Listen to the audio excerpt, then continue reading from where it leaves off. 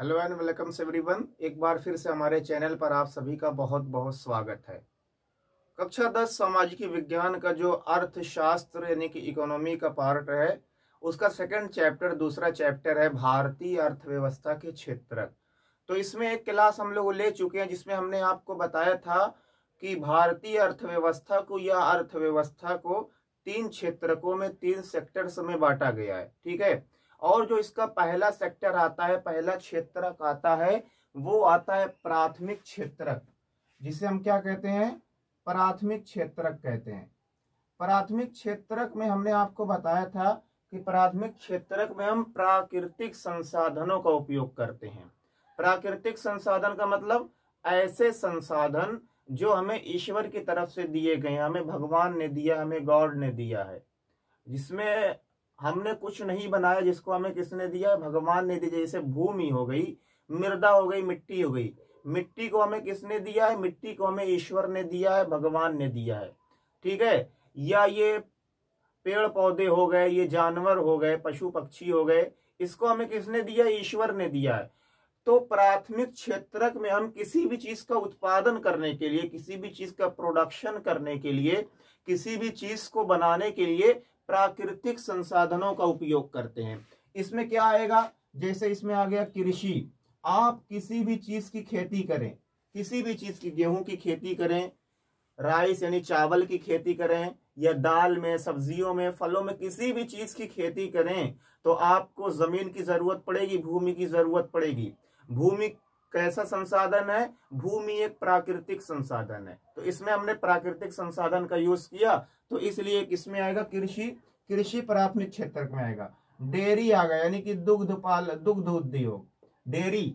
Dairy में हम पशु पक्षियों का इस्तेमाल करेंगे, पशुओं का इस्तेमाल करेंगे। और पशु क्या है? पशु प्राकृतिक संसाधन है। ठीक है। दुग्ध उद्योग आ गया। मछली पालन हो गया, मछली पालन या मुर्गी पालन हो गया। ये तमाम जो है वो किस में आएंगे? प्राथमिक क्षेत्रक में आएंगे। इसमें हम किसी भी चीज का उत्पादन करने के लिए, अब हम मछली पालन में हम मछलियों का इस्तेमाल करते हैं। ठीक है। तमाम चीजों को बनाने में दवाइयां भी बनती हैं, या इसका मनुष्य वैसे भी कंज्यूम करता है, इस्तेमाल करता है। ठीक है। डेयरी हो गया, मुर्गी पालन हो गया, या खनन भी इसके अंतर्गत आता है। ठीक है। देखिए, ये हमने डिटेल में पढ़ाया हुआ है, तो आप पिछली क्लास है इसी प्लेलिस्ट में, तो आप वहां पर जाके देख सकते हैं। तो ये सब किसमें आएंगे? प्रश्न पूछा जाता है कि डेयरी कौन से क्षेत्रक से संबंधित है, तो आपको याद रखना है डेयरी कौन से क्षेत्रक से संबंधित है? प्राथमिक क्षेत्रक से संबंधित है। कृषि प्राथमिक क्षेत्रक से, मुर्गी पालन प्राथमिक क्षेत्रक से, मछली पालन किससे संबंधित है? प्राथमिक क्षेत्रक से, और खनन किससे संबंधित है? प्राथमिक क्षेत्रक से। ठीक है। अब फिर हमने आपको बताया था द्वितीयक क्षेत्रक। द्वितीयक क्षेत्रक में हमने आपको बताया था कि इसमें किसी भी चीज का उत्पादन करने के लिए जो हमें प्राथमिक क्षेत्रक से प्राप्त होता है, उसमें विनिर्माण की क्रिया करते हैं। विनिर्माण की क्रिया का मतलब इसमें हम प्रोसेसिंग करते हैं। प्रोसेसिंग क्या होता है कि उसमें मैन्युफैक्चरिंग कर दिया। मैन्युफैक्चरिंग जो की जाती है, जैसे हमने खेती की चावल की हमने खेती की। ठीक है। तो उससे हमें क्या प्राप्त होगा? चावल प्राप्त होगा। तो ये आएगा प्राथमिक क्षेत्रक में। फिर हम उसमें कुछ मैन्युफैक्चरिंग करेंगे, उसमें प्रोसेसिंग करेंगे। हमने चावल का आटा बना लिया, फिर उससे इडली बना लिया, डोसा बना लिया, तो किस में आ जाएगा? वो द्वितीयक क्षेत्रक में आ जाएगा। या हमने खेती की गन्ने की खेती करने के बाद उससे हमने चीनी बना ली, उससे हमने गुड़ बना ली, तो ये किसके अंतर्गत आएगा? ये द्वितीयक क्षेत्रक के अंतर्गत आएगा। तो इसमें गुड़ बनाना, ठीक है, आटा बनाना, ब्रेड बनाना, ये सब किस में आएगा? आपका द्वितीयक क्षेत्रक में आएगा। अब आता है तृतीयक क्षेत्रक। तृतीयक क्षेत्रक में हमने बताया था किसी भी चीज का प्रोडक्शन नहीं किया जाता, किसी भी चीज का उत्पादन नहीं किया जाता। इसमें देखिए उत्पादन किया जाता है, इसमें भी उत्पादन किया जाता है। तृतीयक क्षेत्रक का एक और नाम है, इसे सेवा क्षेत्रक भी कहा जाता है। इसे सेवा क्षेत्रक भी कहा जाता है। जैसे यातायात हो गया, यातायात, परिवहन हो गया। ठीक है। परिवहन। अब हमने क्या किया कि गन्ने की खेती की, और गन्ने की खेती से ढेर सारी चीनी बनाई। तो ऐसा तो है नहीं कि चीनी केवल एक ही जगह यूज होगी, एक ही जगह इस्तेमाल होगी, बल्कि उसको देश के अलग अलग हिस्सों में, पूरी दुनिया के अलग अलग हिस्सों में पहुंचाना भी पड़ेगा। ठीक है।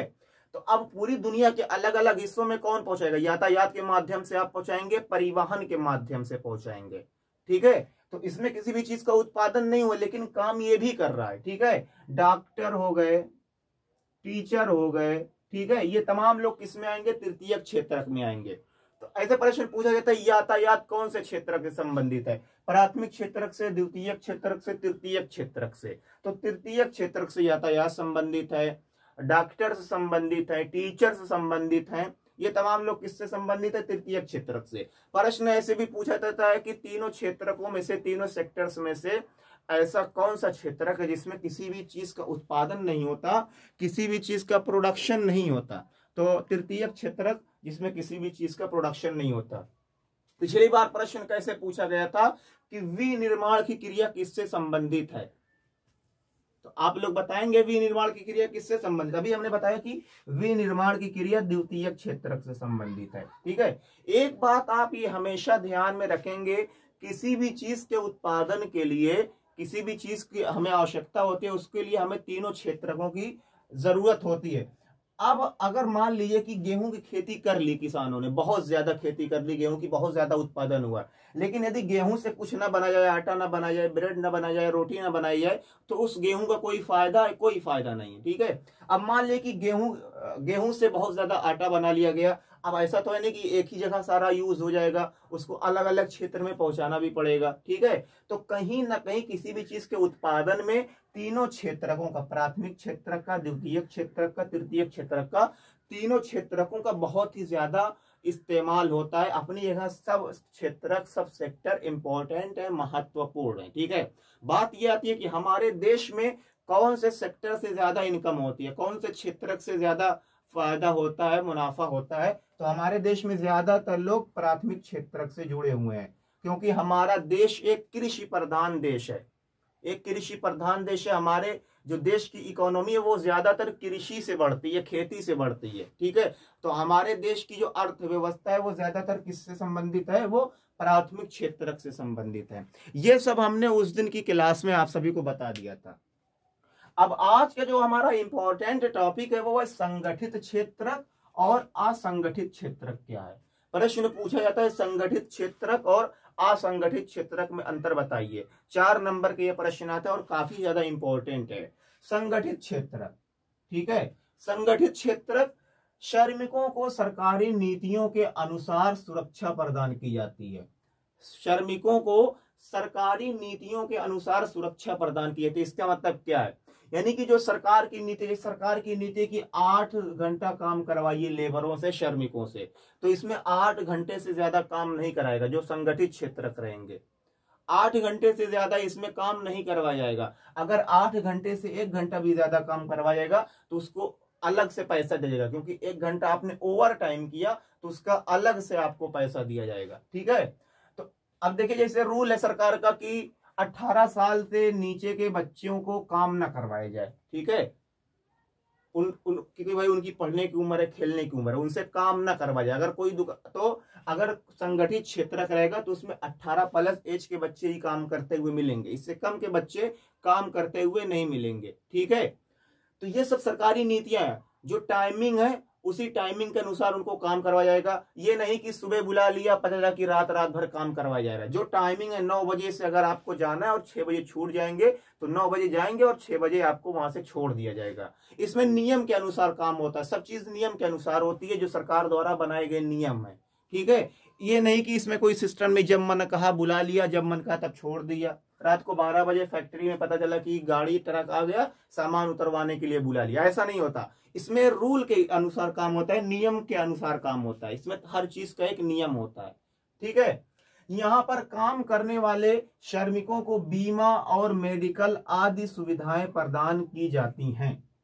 बीमा, अब जैसे आप अगर किसी संगठित क्षेत्र के अंतर्गत कार्य करेंगे, संगठित क्षेत्र के अंतर्गत कार्य करेंगे, ईश्वर न करे, खुदा न खास्ता, काम करते वक्त क्या हो गया कि आपकी मृत्यु हो गई, कुछ ऐसा हो गया कि अभी आप कम ही एज के थे तो आपकी मृत्यु हो गई, अब क्या होगा? तो कंपनी, जिस कंपनी में आप काम कर रहे थे, वो कंपनी आपके परिवार को पैसा देगी, आपके नाम का बीमा रहेगा, वो कंपनी आपके परिवार को पैसा देगी ताकि आपके बाद भी आपके परिवार, आपके घर वाले आसानी से अपनी जिंदगी जो है वो जी सकें। ठीक है, ये सुविधाएं प्रदान किसमें की जाती है? संगठित क्षेत्र में। या मान लीजिए कि अब आप काम कर रहे थे तो हाथ टूट गया, पैर टूट गया, तो मेडिकल सेवाएं भी इस प्रकार के क्षेत्र में प्रदान की जाती हैं। संगठित क्षेत्र रहेगा, याद रखेंगे, संगठित क्षेत्र। यहाँ पे सरकारी नीतियों के अनुसार काम किएगा। जो सरकार ने नियम बनाए, 8 घंटे रूल है काम करने का, तो 8 ही घंटे काम करवाया जाएगा। यदि आपसे ओवर टाइम काम करवाया जाएगा तो उसका अलग से पेमेंट आपको दिया जाएगा। ठीक है, इसमें यदि आपको कुछ हो जाता है, ईश्वर न करे, तो आपके नाम का बीमा रहता है, तो कंपनी आपके घर वालों को पैसा देगी संगठित क्षेत्र में। या आपको कोई चोट लग जाती है, आपकी हालत खराब हो जाती है, तो मेडिकल ये सब सेवाएं भी प्रदान की जाती हैं इसमें।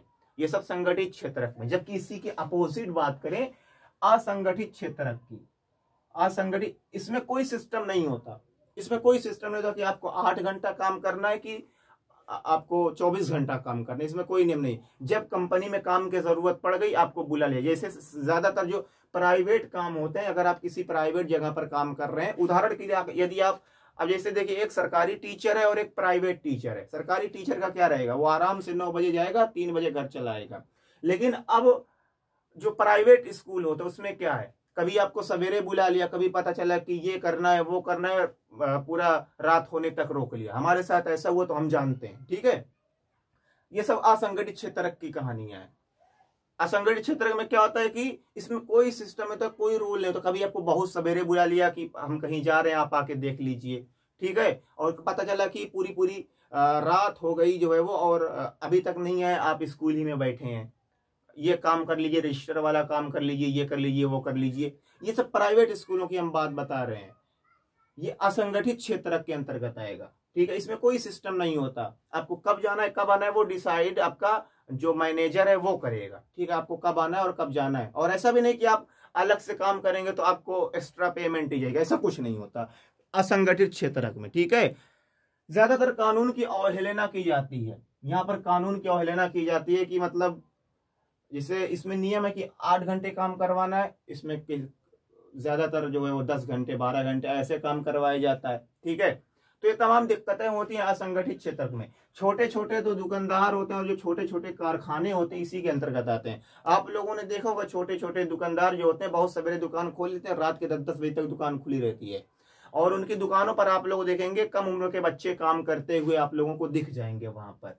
ठीक है, तो ये तमाम दिक्कतें होती हैं असंगठित क्षेत्र में। और इसमें किसी प्रकार के बीमा हुआ वो सुविधाएं नहीं होती। आज आप नहीं आएंगे एक दिन काम करने, आपकी सैलरी में से वो काट लिया जाएगा। ठीक है, लेकिन यदि आप किसी दिन एक्स्ट्रा काम करेंगे तो आपको अलग से नहीं दिया जाएगा। ये सब परेशानियां किसकी, असंगठित क्षेत्र की। ठीक है, अगर आप एक दिन नहीं आएंगे, 2 दिन नहीं आएंगे, तो आपकी सैलरी में से क्या हो जाएगा, कट कर लिया जाएगा। लेकिन सामने वाला ये नहीं देखेगा कि आप किसी दिन 2-4 दिन एक्स्ट्रा काम किए, 2-4 घंटा, या वो कहीं चले गए, आप स्कूल में अपना टाइम दिए।